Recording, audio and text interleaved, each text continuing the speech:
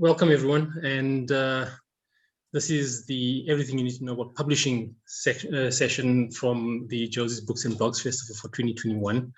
And the great thing about it is that we get to define how we want this narrative to play out as we go along. So there's no fixed format. There's a number of topics that we believe we need to touch on to do justice to the discussion. But along with that, I've got a very, very interesting and diverse panel that is going to be supporting me in getting the message across to you. They're each going to introduce themselves. So just to mention them by name, we've got Joanne MacGregor, Colleen, Higgs, and Raashida Khan, all three with varying exposure and experience in the publishing industry. And myself, Zaid Ismail. I'm also a self-published author, or indie author, as a lot of people like to call us. And we also like to refer to ourselves as. And within that context, I'm going to allow the panel members to introduce themselves first, and then I'll introduce myself with a bit more detail, and we'll go into the discussion. It's very informal, hopefully spirited, and we're hoping for a lot of interaction and engagement. So if you have any questions or anything, please feel free to pop it up into the chat during the discussion, and wherever feasible, we'll try to slip it into the discussion so that we don't have too much disruption. So with that, who should we start with? Let's see. Can we start with Colleen, going in alphabetical order? Okay, thanks. Hi, everyone. Yeah, so I'm Colleen Higgs. I think the main thing I do is publish. I have a small independent publishing company called Majaji Books. And I've been doing that for 14 years.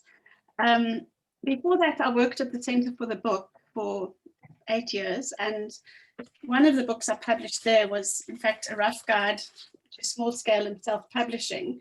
And it was translated in 4 languages. And it was a huge, it sold thousands of copies. So, I mean, it's very out of date now, but yeah, I think the first edition came out in 2004. So it was before self-publishing took off, right?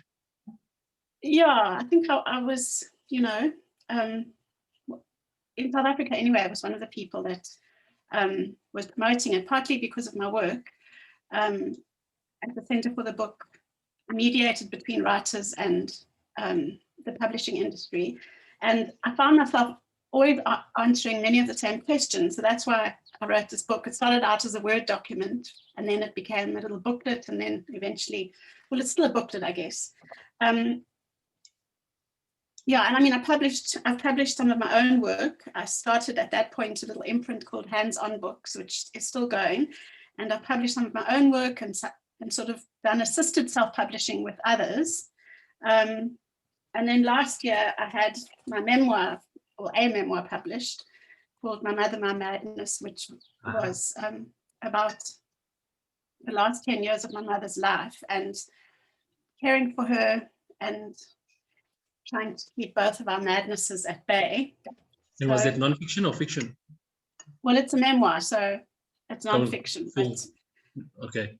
Yeah, I think any kind of writing, even though it might be non-fiction, still has a shaping element, a leaving out element. So, yeah. Yes. And that's part of the fun of being able to tell your own story, right? You get to choose how you want the narrative to play out and how it should be experienced by the reader. Yeah. Great, thanks. Yeah. Looking forward to your insights, given your exposure to the publishing industry and the work you're doing in that space as well. Thanks. And on to Joanne.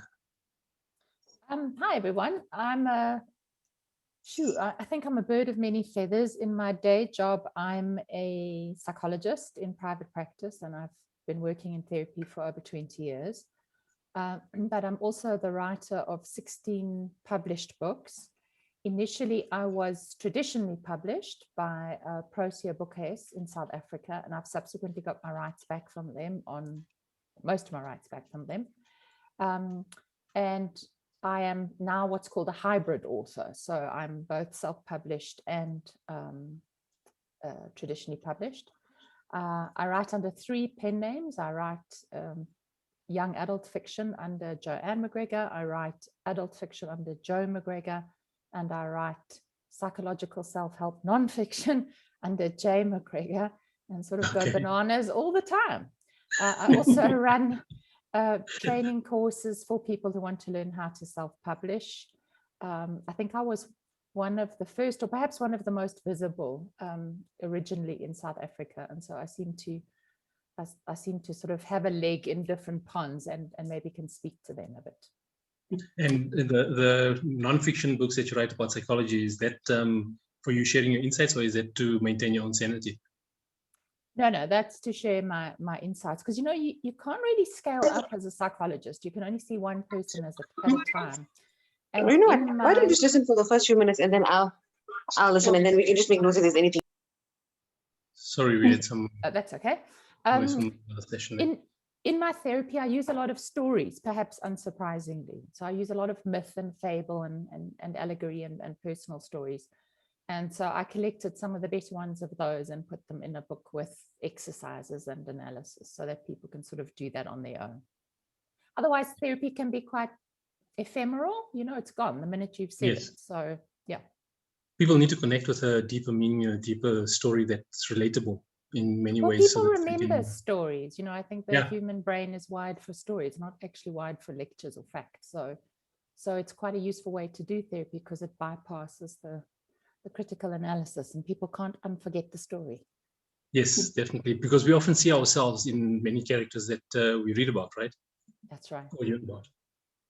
Thanks. Looking forward to your insights about the mindset of the author, or the new author at least, because that's quite a minefield of its own. Once you're established in the industry, you kind of set your own tone and how it is that you want things to play out. But breaking into it can be quite daunting, especially with some of the backgrounds that we've got in this panel. On to Raashida. Welcome. You just got to unmute. Yes, sorry. Hi, everybody, and thank you so much for the welcome, Zaid, and to Josie's Books and Blogs for having us. I'm just been listening to Colleen and Joanne, and I'm like, wow, what a STEAM company to be in. So what an honor. Thank you so much, ladies. So I am a self-published author. I've got 5 publications to date. My first publication was a poetry anthology. It's called Happy Birthday, Raashi. And subsequent to that, I had my first novel, and this one is called Mirror Cracked. It won the Minara Aziz Hassan Literary Award for Best Debut Novel in 2017. That was followed by the sequel, Fragrance of Forgiveness, and this was also very well received. Subsequent to that, at the beginning of lockdown last year, well, say April last year, I published my short story collection. And then towards September last year, my latest novel, which is called The Cursed Touch. So I have 5 publications to date. I also am a freelance copywriter. So I do some writing for 1 or 2 clients. SEO writing, so that's search engine optimization, specific kind of writing. I also do editing. I have a few NGO clients that I do editing for, or writing. I write their annual reports or their reports, rework them so they're more user-friendly. I edit and proofread as well. I've edited 2 novels to date, and I do proofreading services as well. I have 1 or 2 pro bono clients, mostly NGOs that I would assist with copy for their brochures or websites, etc. I also, which I'm really loving and getting into in the last year or so, is to mentor young authors. So I really enjoy that. I also facilitate writing workshops on poetry, prose writing, and any of my passion projects. So one specifically on forgiveness. Then there's a lot of self-love and self-acceptance kind of stories that workshops that I facilitate. That hasn't been I find, much as we can do the Zoom, I find with especially the poetry workshop and some of the other passion projects that I have, so women's empowerment and forgiveness, etc. I do like the one-on-one engagement where we can be a little bit closer together. So I've only had 1 of those in the last year or so, unfortunately, but hopefully when things open up again, that'll kick off as well. But thank you, and that's about it from me for now. Excellent, welcome. You have a question. I see we already got one question in, but we'll get to that in a bit. So just from my side, I'm one of those late bloomers, but it sounds like I'm in good company right now when it comes to the writing side of things.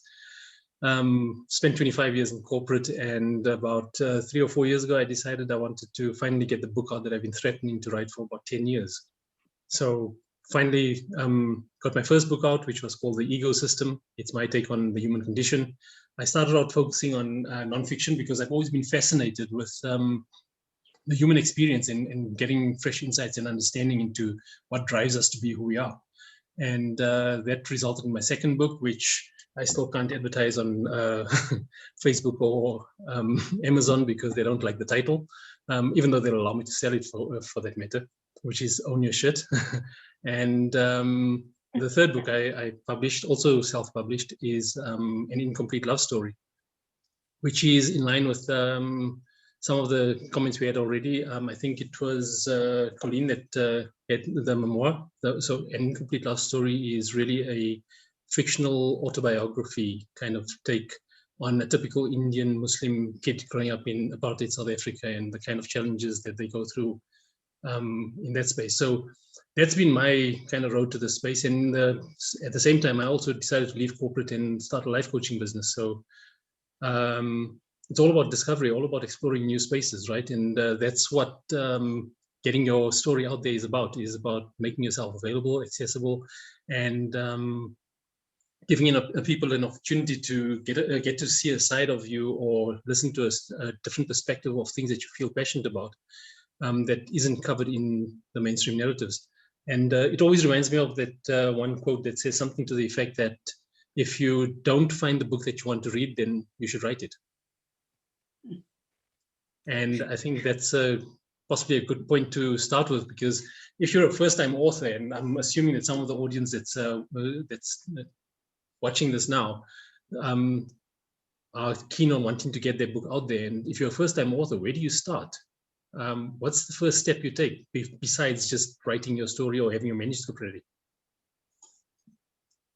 Who would you like to speak first? You guys can just go for it, and we'll have a very engaging, hopefully spirited discussion as a result of that. Well, I would like to say you really have to start with the writing. Don't focus on the publishing until that writing is as perfect and shiny bright as you can make it. It doesn't matter which way you intend publishing.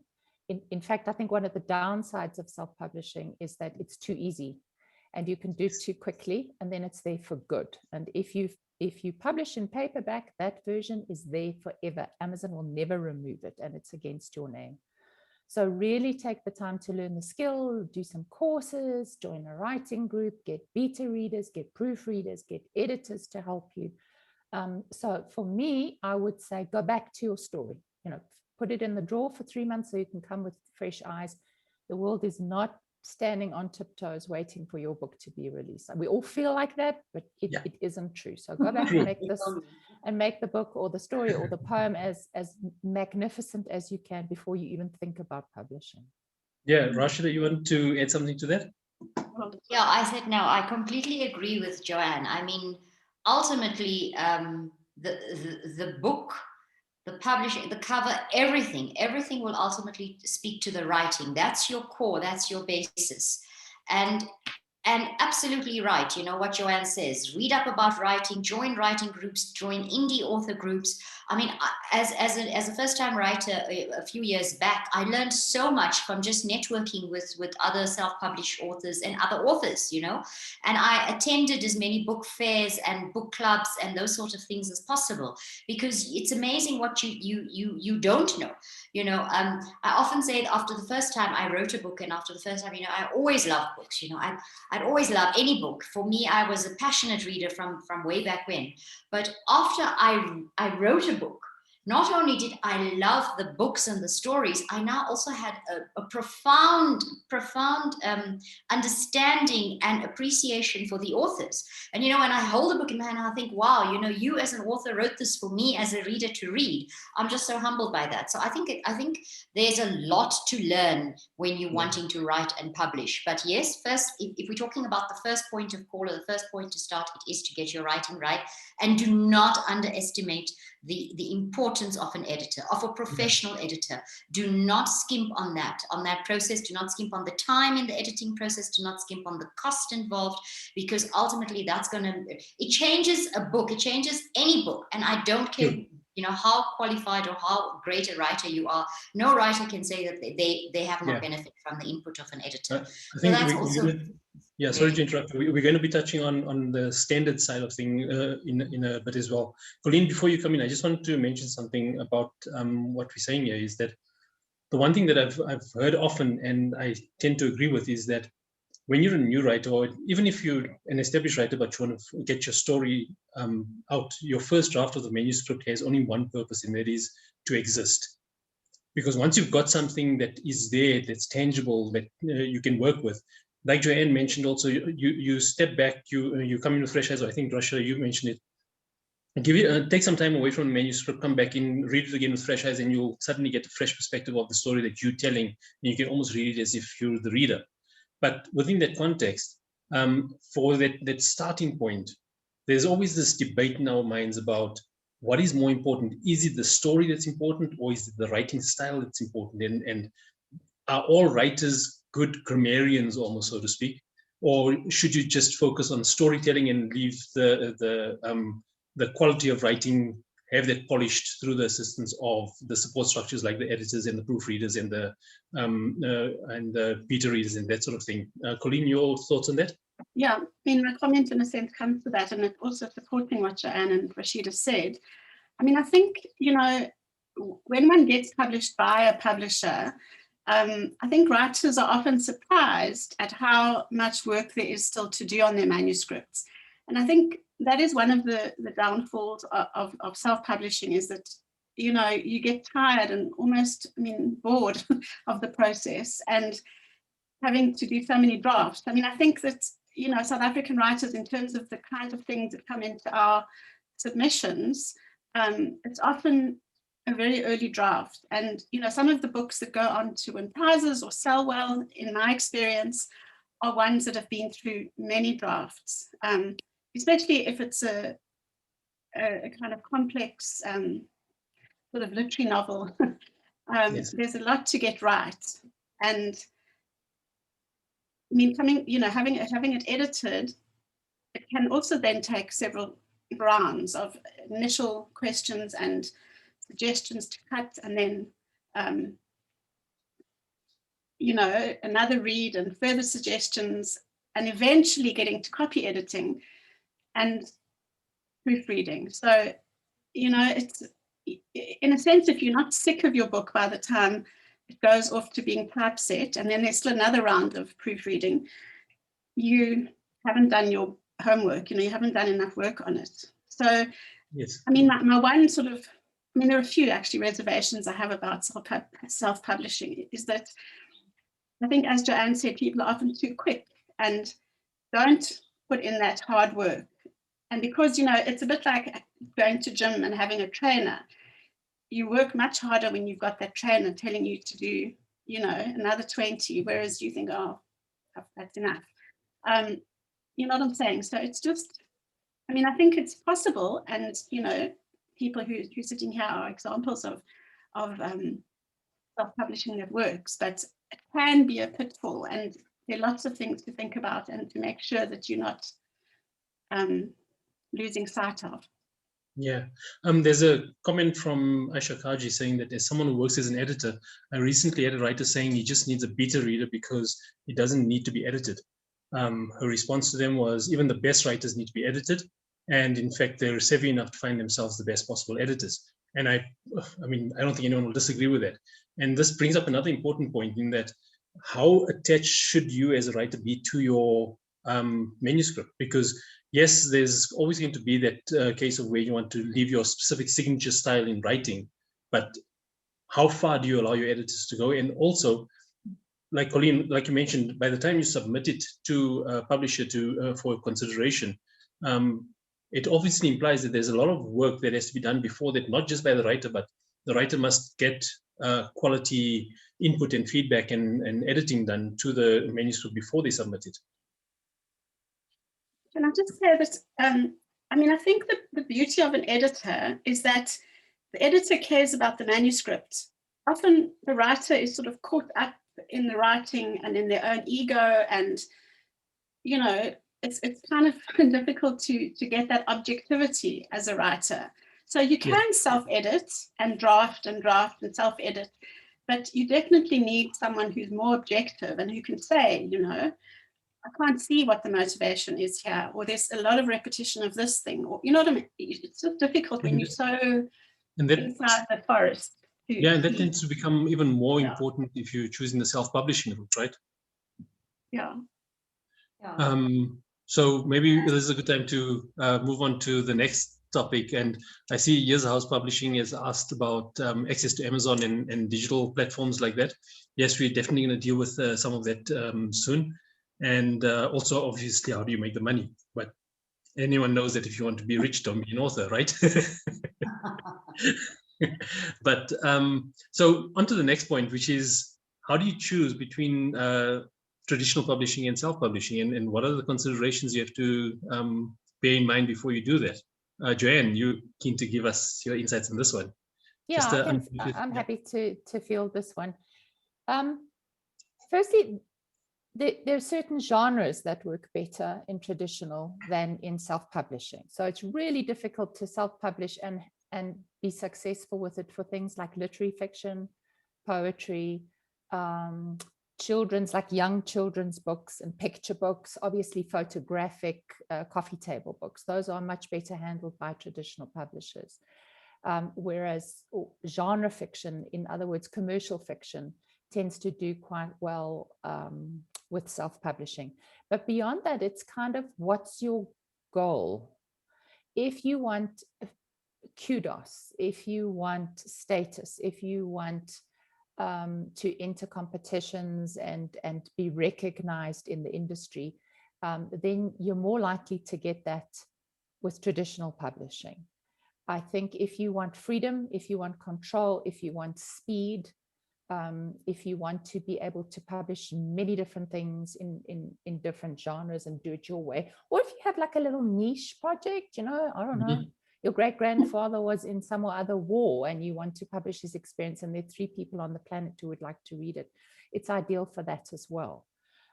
So it really depends on what you want. If you speak to self-publishers, they tend to like having control over the process and speed, because traditional publishers, well, I know mine would only publish 1 of my books a year, and sometimes not, you know, even that.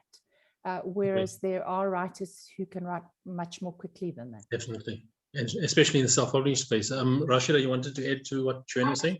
Say that it's also, much as it's your choice, I mean, you choose to then go the self-publishing route. I tried the traditional publishing route. You know, I submitted my manuscript to publishers far and wide, you know, and I didn't get taken up. And that's absolutely fine. I was very lucky, though, that I actually had some feedback from a few of the publishers about my manuscript. And then I rewrote it. And then at the end of that process, you know, I'd gone full circle and I decided, okay, I'm going to do this. I know my stories are important. I know my stories need to be read. I know my stories need to be out there. And then I chose the self-publishing route. And again, you know, huge, steep learning curve and still learning. You know, I was very lucky in that I was attached to a self-publishing house, a commercial company that assist authors, and they're definitely not vanity publishing, you know. And that whole process was also great. And I mean, I've used them for all 5 of my publications, and I probably will continue using it because I'm so comfortable with them. You know, I'm one of those techno phobes, so I don't want to go onto Amazon and load my book, and I don't want to figure out how to do the ISBN and all of that. I'm happy to get someone to take it. In fact, I always say, you know, please just leave me in one corner. I want to write, and can someone else take care of the marketing and the distribution of the everything else. I mean, Yeah. the reality is, as a self-publisher, you have to do a lot of all of that. True, and I think this brings up, yes, Colleen, I'll just in a second, because there's something that I want you to actually comment on, because I often wonder how fair is it to coin, for us coining the term vanity publishing, because the moment you choose to write a story, there's a level of vanity in that, right? So when it's vanity publishing, I think the vanity is more about what are you going to take a sense of accomplishment from knowing that you just had 200 copies of your book printed and now you're responsible for selling it? Or is it really just making the writing world and the publishing world more accessible through vanity publishers?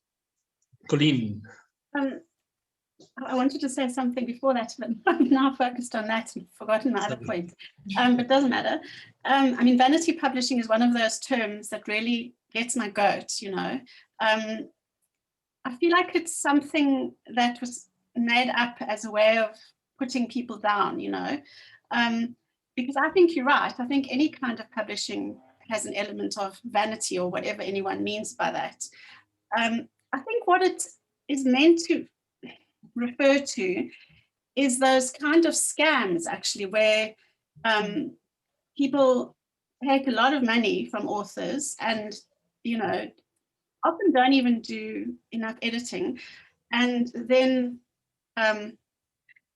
you know, produce a book, and that's it, like you were saying, yes. 10 copies or 12 copies, and that's somehow having been published, and you've spent, I mean, it can be a fortune, you know, 40, Yes, 100,000, you know, depending, and quite a few of them are in dollars. And there are also smaller ones where, you know, you pay a fee to enter, and then the company, I know that there's a scam like this in South Africa with poetry, and people can, they pay, and their poems get put into a book, and the book is hardcover, and then you can say that you've been published in an anthology, but meantime you paid a lot more than you would have, and you just get one copy, and it isn't available anywhere else apart from to those poets who participated in it. You know, it's a scam. Beyond the book launch. I remember what I wanted to say was that, so because I started this publishing company, and also when I was working at the Center for the Book, I published my own poem, my first collection of poems. I self-published it because I was writing this book about a rough guide to small scale and self-publishing, and I wanted to see what it was like, what it would take. And it is a lot of work. Then last year with my memoir, that was published also by a small publishing house called Deep South. And I mean, I actually loved having a publisher. So I mean, I published 2 collections of poems and a collection of short stories myself under the hands-on imprint. Because I mean, I was already doing it, and it was sort of, I don't know, easy in a way. But it was so nice to have somebody who was advocating on my behalf, you know, in a way almost cared more about the book than I did. I mean, maybe not all writers are like that, but, you know, my publisher, Robert Berrold, he's kind of obsessive, and, you know, I couldn't believe, you know, you think I was talking a lot about how many times something could be edited. I mean, Robert was that to the power of 10. So it's, my book has, you know, the language is very pared away. There's nothing excessive about it. It's just, you know, yeah, anyway. Sorry, there was one other point that I wanted to make. Oh, it's so hard to keep track of all these different thoughts. There is so much that needs to be covered in all of this. Anyway, look, if I think of the point I wanted to make. Okay, no problem. Joanne, you want to add something before we move on? Yeah, I just see from the comments that there's some confusion about vanity publishing. It doesn't equate to self-publishing. So self-publishing is you do it yourself. You commission an editor, a cover designer, a formatter, all the things that you think you need. Right. Vanity publishing exists where there are organizations that give themselves out as, portray themselves as publishers, so that you can say, I am traditionally published, but they're not really, because you're paying them to publish you. And in traditional publishing, the money flows to the author. You don't pay a traditional publisher to publish your book. And they often charge, as Colleen says, a lot of money and give you lots of promises and do no gatekeeping on the book. They'll publish whoever pays them.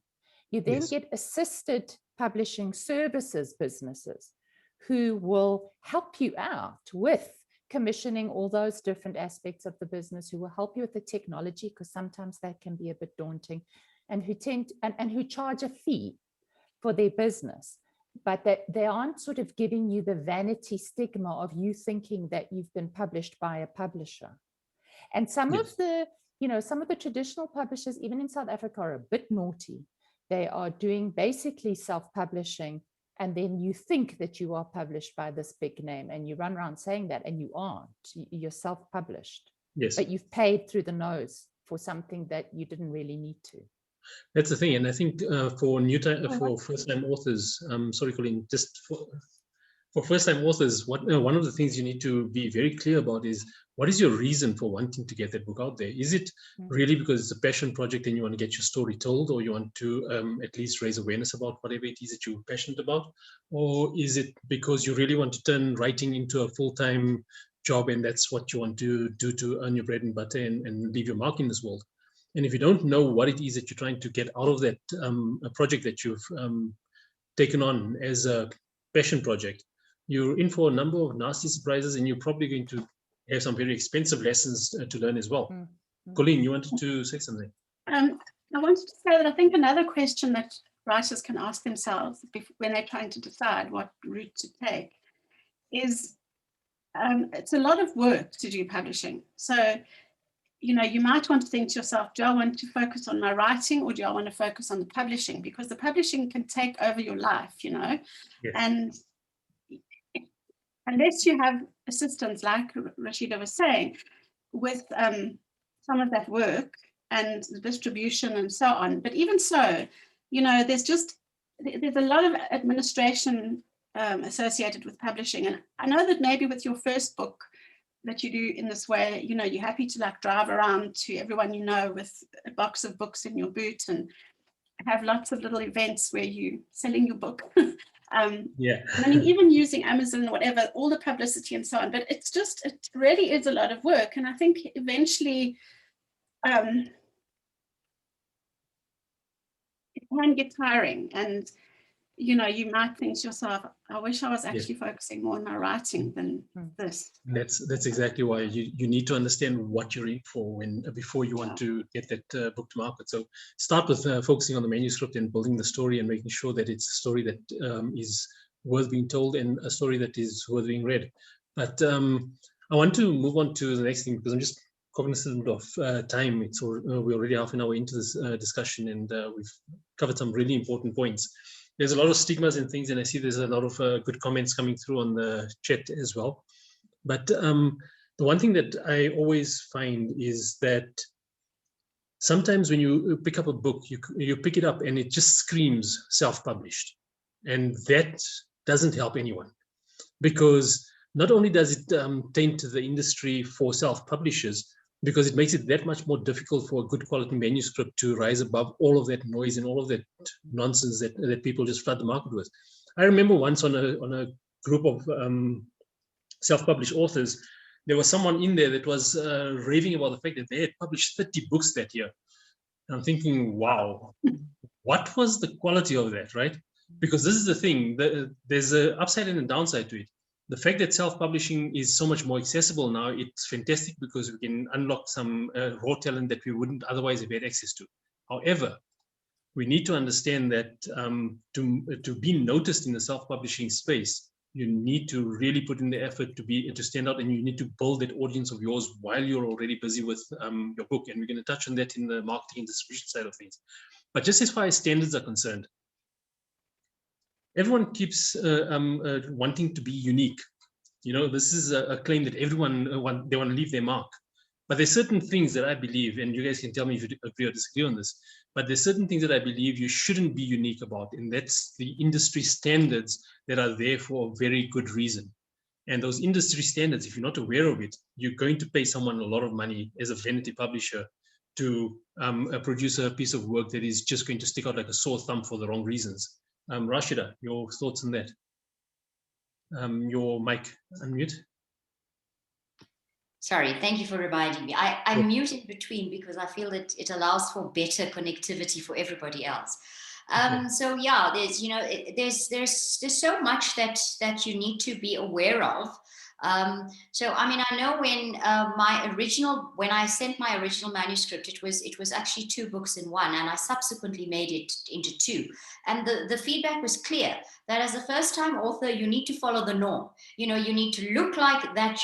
All the books in that particular genre, you need to be in that particular size as well. I mean, even bookstores consider this, apparently, that this is our shelf height and shelf space. So this is what we're going to keep in this, you know, in this category. So you need to be able to understand what is out there. I mean, if you're going to be, once you've done your writing, the next thing you need to do is you need to understand what else is in your market out there, in that particular genre, in that particular age group, in that particular target audience. You need to understand your target audience and make sure that your books look like it. So there are very few, for example, first books that are particularly long. Shantaram was like an exception to the rule. But even J.K. Rowling's first book was a typical, normal, standard book. The first one, The Philosopher's Stone, for that age group and category. The subsequent ones, because she'd made her name, now she could produce anything and she'll publish it, were much, much fatter and you know, much longer. But generally, if this is what your genre says, it's 100,000 words or 90,000 words. If it's a you know, self-help or that kind of thing, it's this number of words. You stick to that, because that's where you get recognition, and you sort of in that same, you know, you need to peg yourself at that level to get that kind of friction in the market. Yes, Joanne or Colleen, you want to say something? I wanted to say regarding industry standards. I mean, I don't think, how can I say, you know, that there's like a kind of a book of industry standards, or a place where you can go and see what they are. I mean, I think in a sense, and I mean, there are always going to be people, self-publishers in particular, who are going to get it wrong, because maybe they just haven't, I don't know, how you sort of immerse themselves enough in what books in their, you know, the kind of book that they are publishing, what it should sort of look like. And I mean, even I mean, even with Mujaji and the work that I do, I mean, I've broken industry standards a few times. For example, a collection of short stories is supposed to be 40,000 words, but I mean, I've published a lot of books that are 20,000, and I find that there are readers for it, you know, that people don't mind, you know, that especially maybe the short story, people are actually keen to have shorter editions. Yes. Sorry, and that's actually something I just want to clarify here, is that when we talk about industry standards, we're not talking about word count and or writing style. What we're referring to is the kind of quality of print, the formatting, the typesetting, the layout, the quality of the cover design, the quality of the blurb on the back of the cover, the kind of information that's included in imprint pages and things like that. So that when someone picks it up, it's a familiar kind of artifact, but the uniqueness of it must be the story that is told and how it's told. The uniqueness of it shouldn't be that you want to now make it something completely outside of industry norms, because there's certain things that work. And one of the things that's my pet peeve is people in the self-publishing space publishing hard copies of books that are with sans serif fonts, because it's just not easy on the eye in print. So those kinds of things, those kinds of industry standards is something that I think people need to be aware of before they go and spend money on getting batches of books printed. Joanne, you wanted to come in on this? No, not particularly. I think, Colleen, you haven't read enough good self-published books. I'm going to send you a few. No, I mean, because really the end product should be absolutely indistinguishable. You can hand on my heart say that my self-published books are as good or better. Yes, no, I agree with you. But I think there is a whole sector of self-published books. I mean, this was a long time ago. I did an exhibition at the Center for the Book of different kinds of publishing, and one of them was self-published books. And you could see with most of them that they were, because of the cover design, and you know, maybe the person had done their design of the pages on Word, or you know, it doesn't necessarily mean that the book won't sell. I mean, you know, Dudu Busane Dube has sold tens of thousands of copies of her books, and she's self-published. And I mean, I think the stories are amazing, but I mean, the industry standards for and the book production values aren't 100% to me. You know, for example, I mean, just silly things like there are page numbers on pages where you wouldn't have it, like on the contents page or the imprint page or whatever, as far as I can remember. And the type setting is, to me, slightly problematic. I can't remember, I mean, I looked at it ages ago, but there were things that were wrong. But I also just thought, you know what, the readers aren't worried about that because these books are selling like hotcakes. I mean, like nothing I've ever published or written has sold. So, you know, I think a lot of those sort of very distinctively self-published ones were a kind of artifact of the early days when Kindle came out. So I think it was 2012. They called it the gold rush, and Kindle was launched, and there just wasn't enough content to satisfy the market, and so people were pumping out stuff, and that's where you get those really bizarre covers from, and sort of substandard stuff. If you look at self-publishing today, I'm not saying there aren't, you know, people putting rubbish up. Of course they are.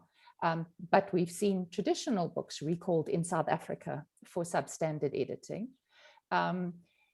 The writers who are doing well, who are selling hundreds of thousands and millions of copies, their product is indistinguishable from trade publishing when it comes to quality. Yes, and so those things are have really changed, in the last couple of years. And those are exactly the kind of industry standards that I was referring to, in that you need to understand what is the industry standard regarding the quality of the product. And if you honor those, you shouldn't be able to tell whether something is self-published or traditionally published by picking up the book. Sorry to cut in there, but just on the point of Dudu's books, I think initially when she was doing that very, very self-publishing kind of thing, maybe there were those little things that slipped in. Like you said, it didn't matter. But since then, she's attached herself to a much better a distributor and publisher who's looked at things like that. And now her books are pretty much, you know, right up there with the best of them. And like Joanne says, then you won't be able to distinguish them between the two. I mean, so yes, there's a lot to learn. And, you know, so you had a few books done, and then somebody approaches you, or you learn something, or you go to a workshop, you attend an event, and you learn so many things. I mean, there's so much out there. There's so much available online. There's so much available, like in Zoom sessions, and people are learning all the time. So I think that, you know, I'm even able to suggest that in the future, self-publishing may actually overtake traditional publishing. You know, I mean, I'm no scenario planner, but I'm just saying that for me is an actual real possibility that could happen at some point in the near future. The way technology is moving, the way things are going on Amazon, and I mean, there's not just Amazon. There's so many of these houses like Barnes and Noble. All of them do online stuff. So ebooks are going to become more and more common, and this kind of thing, self-publishing, is going to become more and more common, and definitely easier. The technology is going to get easier. The access is going to get easier. So yes, I think there's going to be a time when this debate is not even going to feature. Yeah, I think, to be fair, the self-publishing space has definitely been maturing in recent years, right? And I think it's just expected, because eventually the people that come into the self-publishing space, that choose to do self-publishing, they will understand that to be noticed, you're going to have to do better than the last best version of a self-published book, or at least in the genre or the space that you're trying to get yourself noticed. So yes, over time, it's inevitable that self-publishing will get to a point where it will quite easily be able to compete with the traditional publishing houses. And technology is a massive influencer in driving that trend. As we can see, it's gathering pace very rapidly. But we probably going to run out of time. Sorry, Joanne, you were... Yeah, so that's already happened. The tsunami wave has passed under publishing, and I think some traditional publishers don't know what's happened. But for example, the romance market has been captured. That is about 75 to 80% self-publishing by revenue. Okay, and probably by number of titles as well. So there are some genres that have already gone that route, and lots of increasing authors. J.K. Rowling is a self-published author. She kept the rights for her ebooks, and those are self-published. Right. So her paperbacks are traditionally published, but she very cleverly kept the ebook rights. So I think that's already happened, and it's just going to get more. The ebook market is primarily where self-publishing sales happen.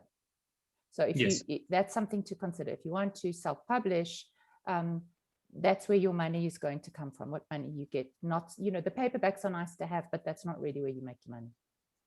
And I think this is coming back to the point about what I raised earlier about whether it's fair or not to call it vanity publishing, because the moment you're paying someone to publish a book without it going through some sort of criteria to determine whether it is publishable or not, or whether they would choose to publish it otherwise, that by default would be vanity publishing, right?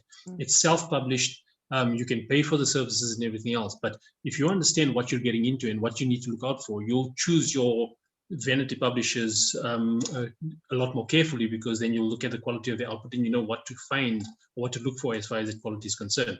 So it's again very much about the industry. In every industry, including the traditional publishing industry, there's going to be some lackluster kind of underhanded publishing houses and vanity publishers that's going to just be in there to make money off authors that want to get their work out there. And then you're going to get the ones that set themselves apart because of the standards that they uphold.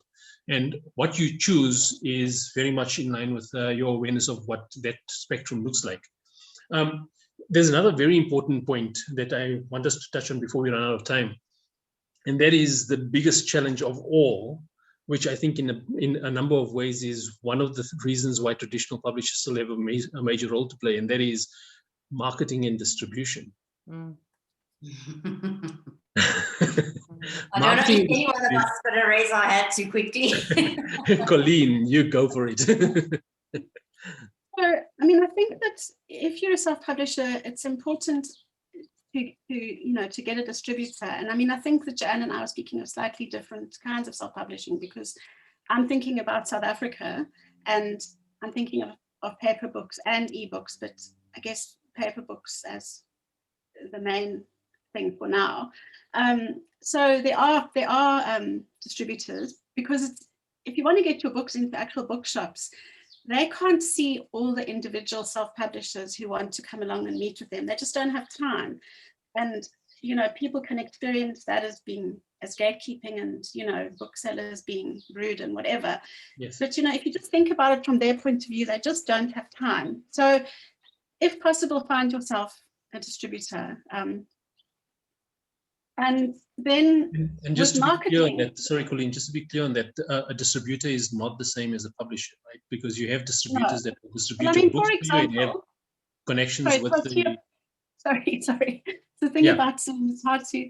Protea Boekehuis, for example, they're a publisher, they have bookshops, and they now have distribution. It came about because On the Dot closed down. They used to be with On the Dot. So what a distributor offers is a warehouse. They build the bookshops. They also have reps that go around and show the bookshops their whole catalog, which would include your books. And they take the orders and they get the money in, and then they pay you and they take a percentage. So it's not an initial layout that you have to do. What I was going to say about publishing is that it's got two kinds of marketing and PR. The one is to the bookshops, because if your book isn't in the bookshops, here I'm talking about paper books, people aren't going to be able to see it and buy it. People still browse. I mean, I know that COVID has changed a lot and whatever, but I think that authors very often want their books to be in bookshops and to be able to go there and see it on the shelves, And so you have to have booksellers who want to buy your books, and there are also other platforms which are curated. So that's the one kind of marketing. The other kind is to the reader, and there's an overlap between the two, because how do you get readers interested in finding your book? How does your book rise above the masses and millions and billions of books? I mean, the amount of books that get published every year increases exponentially. So how does one do that? And part of that is by the PR, and that has changed, in the last 10 years because of social media. But I mean, I saw something recently, I think in the bookseller, that social media posts often do best, the ones that are kind of a recycling of reviews that were in the media, in a review in a newspaper or a journal or whatever somewhere. And then there's a link to it and people can find that. But obviously there are lots of other kinds of reviews. And I mean, I think the interesting thing about this particular space for me is that it's constantly changing and innovating. I mean, I'm not sure if people saw that thing about how TikTok has become a phenomenon. I mean, I don't think I would use it because unless I had an author who was into it and knew how to do it, because I mean, that's not anything that I have expertise in. But but isn't this is what actually talks to the fact that you need to know your audience, right? And you're not going to know your audience if you haven't done any meaningful engagement with that audience before you get to the point of being ready to click publish. And the one fantastic thing about social media is that you are able to create that audience and engage with your readers directly, and you can build that loyalty in that reader base, and that automatically gives you almost a corner of the market that you can exploit to your benefit. Raashida, you want to comment on this? Yeah, so I mean, definitely, as a self-publisher, your biggest marketing is through your social media, obviously through all of your networks and through your social media. So that's what you have to focus on. And I didn't have any social media before I decided so all my profiles started like a year or two before I decided I was going to, I knew I was going to publish, I decided to write, and I knew I had to start building up a little bit of social media presence. And my social media focuses on my books and my publishing and that kind of thing. I don't have any personal stuff on it because that's not who I am. But at the same time, if I'm not on social media as a writer and putting my books out there, I would have no sales. I mean, I pretty much have no sales now. I mean, lockdown has been pretty difficult, but that's beside the point. Yeah. But this kind of exposure wouldn't have been possible if I don't have some kind of presence on social media. And yes, and it's daunting. I mean, there's TikTok, there's all sorts of new things that are coming up all the time. I mean, I do Facebook, I do Twitter, and I do Instagram, and that's about it. And I will do them when I have something to show for it or something to really promote or share. I don't just do, I mean, I'm not one of those people, one of those writers, and I'm not saying that that's wrong. I actually admire those writers who talk about everything, their mother's recipes, and they put everything out there. It's all part of their thing. So they're blasting their followers or their networks all the time with daily updates of their life, not only of their writing. And for some of them, that works really well. And I mean, I'm not saying it won't work for me. I just haven't tried it because that's not going to be who I am, and that's not what I'm going to do. So all my stuff, when I did my vaccination, one of my friends said, "Why is there no pictures of the vaccination?" I said, no, my social media is only for my book stuff. They don't need to know that I've been vaccinated today or not. Yeah, that's an important balance to try to strike. Joanne, at one point I saw you shaking your head, so I don't think social media sells books. I mean, I'm sorry if I'm throwing the cat amongst the pigeons, and maybe a copy. I'm sorry if I said it sells books, but it does get you noticed. And sometimes people may end up buying a book. That's what I always say. Yeah. So at least you get, get the information out there. And if anybody's ever searching for you, there's something online for them to look at. Right. That's fine. I mean, I think it's a way for you to relate to your readers, but I don't think it sells books. What people who are primarily self-publishers do is they maintain a newsletter list with thousands of readers who have chosen them to follow.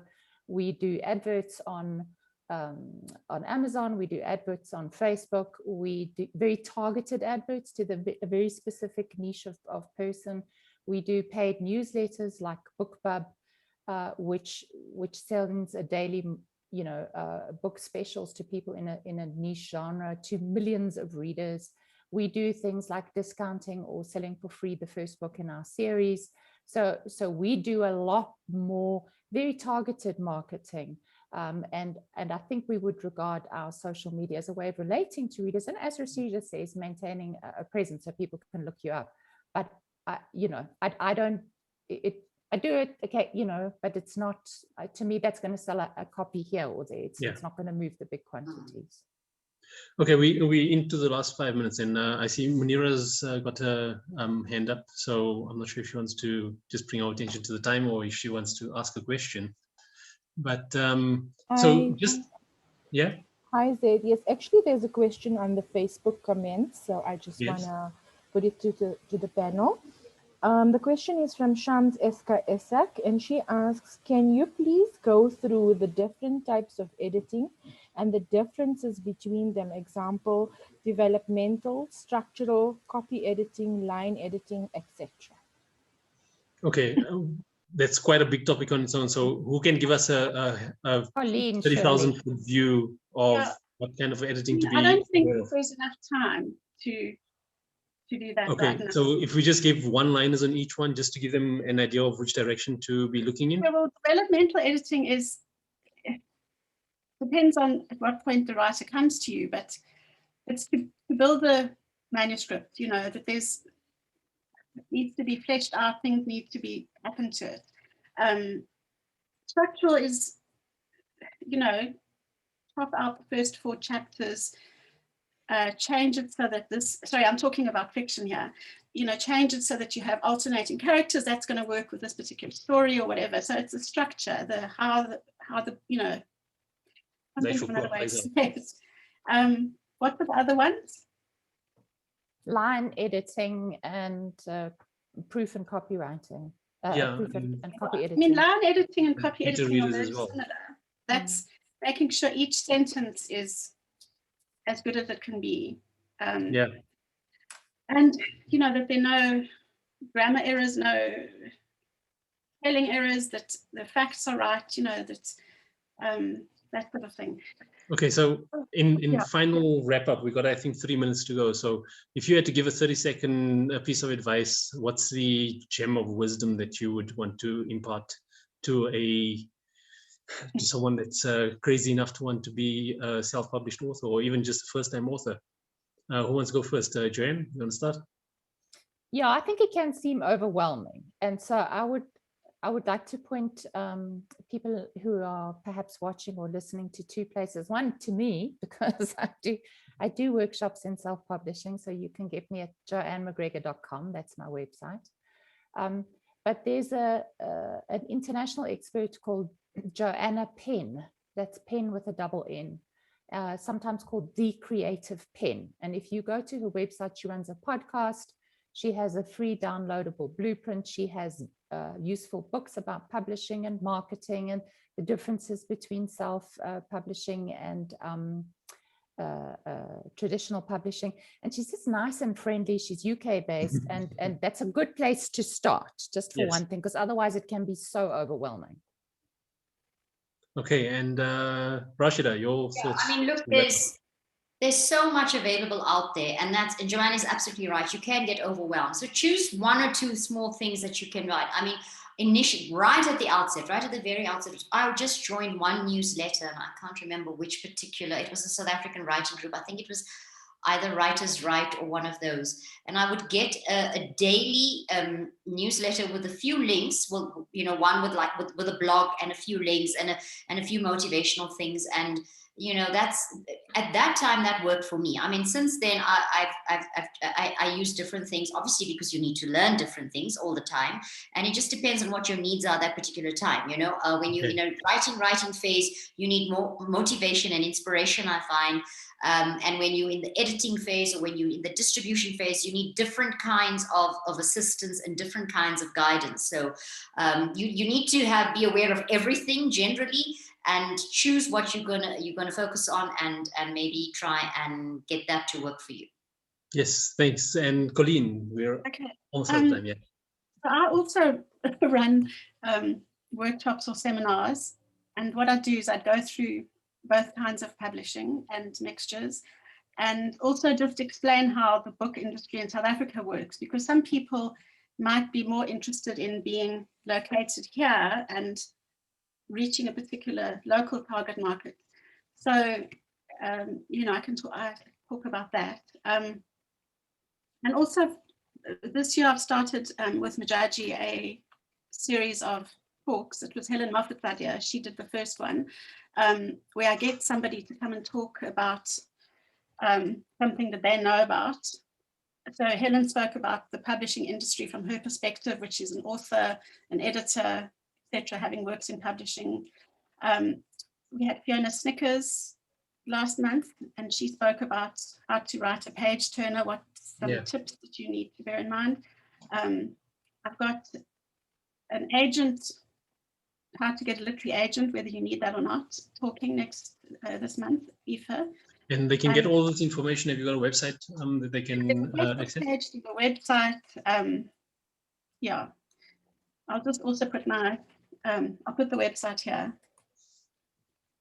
Okay, yeah, you can put it into the chat and we can pick it up from there. So unfortunately, we are out of time. It was a fantastic discussion. To my esteemed panel members, Joanne MacGregor, Raashida Khan, and Colleen Higgs, here's some final thoughts from my side. And I saved it for last because if I'm controversial or if they disagree, they don't have time to disagree with me.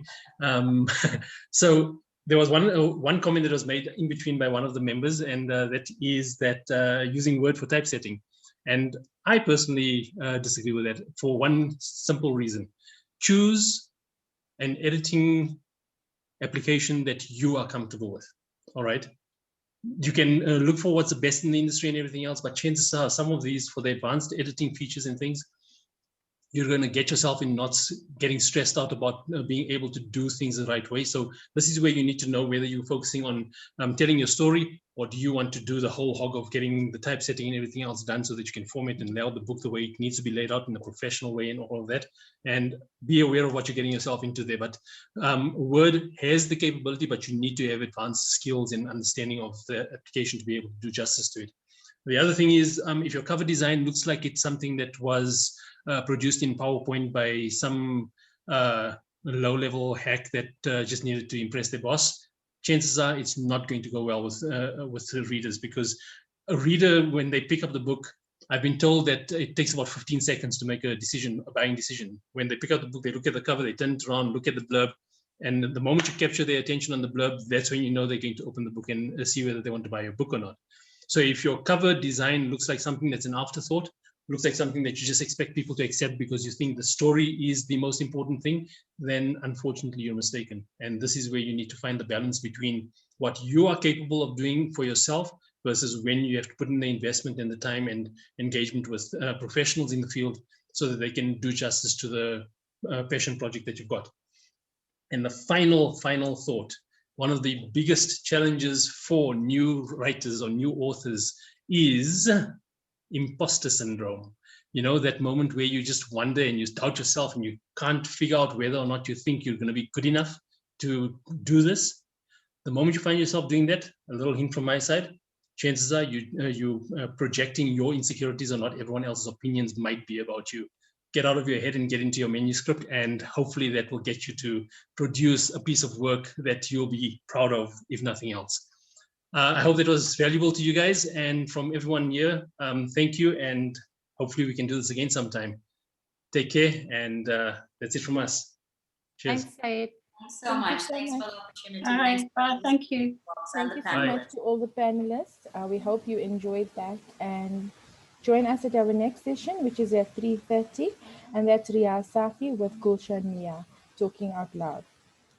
See you at 3:30. Bye. Bye.